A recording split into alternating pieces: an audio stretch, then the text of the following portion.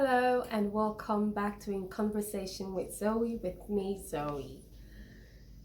There's a lot going on and I do hope you are keeping well, health-wise, whether in solitary or still going to work, still trying to, keep alive and, make ends meet because that your life depends on you going out as well. I just really hope that through all the propaganda and through all of the facts, through all of that, that you can find rest and peace and stay calm. Well, today I will be extending fellowship and I'm welcoming you to fellowship with me. It is a beautiful Sunday morning and I have, been processing a lot, and I just thought to share with you in light of what's happening, right? It's a lot to take in, a lot to process, a lot to believe, a lot to discard. But if you know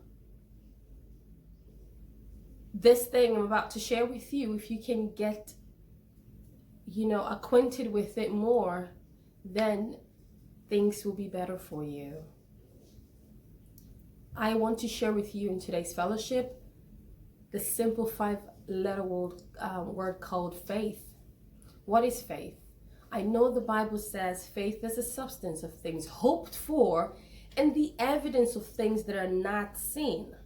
Yes, that is correct, spiritually, physically, and everything, Ali. But I have come to share with you my own definition, which I think would be relatable to you, because we are beings that thrive on love. We are beings that thrive on authority, right? And this rhema came to me 6 days ago, and I shared it with my family, and now I'm sharing with the rest of my family, which is you. Faith is believing, trusting. Now, if those two words are heavy for you, let me give you a simpler and a more circular one. Faith is hoping in the ability or abilities of God. Faith is trusting in the love that God professes to have for you.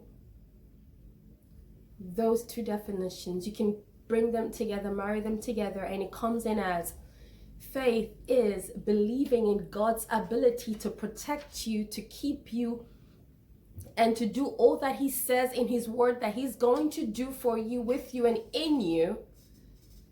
And the ability for you to hope and trust in His love for you. That is faith. I hope that's relatable enough. But let me expand it. Let me elaborate on what I mean.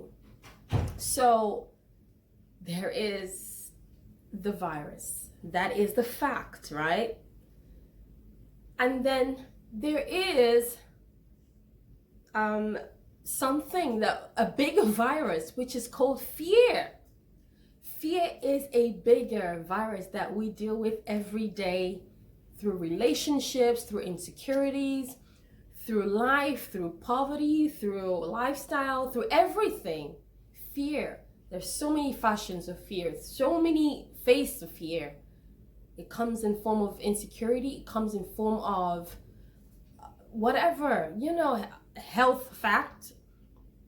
There's so many facts that are working against us right now, but I'm here to tell you that there is a language that when you speak in it, when you understand that language, you are covered. You are covered. And that is the language of faith. Faith is a language. I speak. Let me tell you the languages I am fluent in. I'm fluent in English, I'm fluent in French, and I'm fluent in faith. Those are the 3 languages that I speak.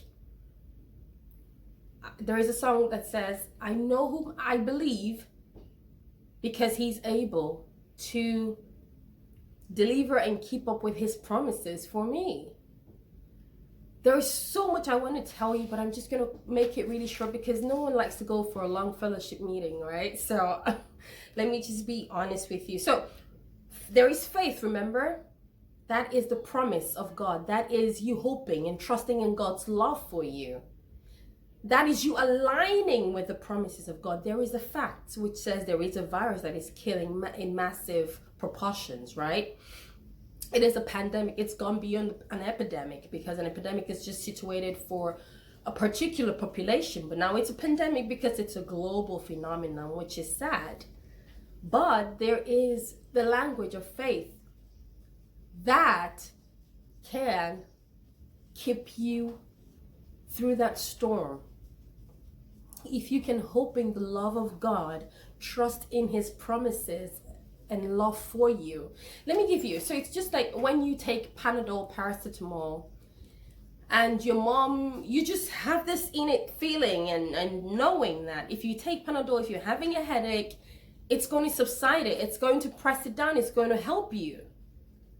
Why not just take that same belief system and just put it here in every area of your life?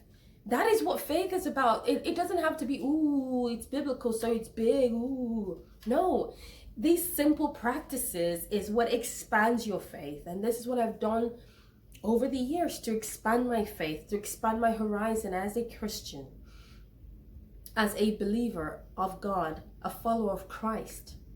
And I'm asking you to do the same, because that is how you see above the facts. There are so many facts working against me, working against you. The only way you can survive it, the only way you can be a champion is if you faith through it.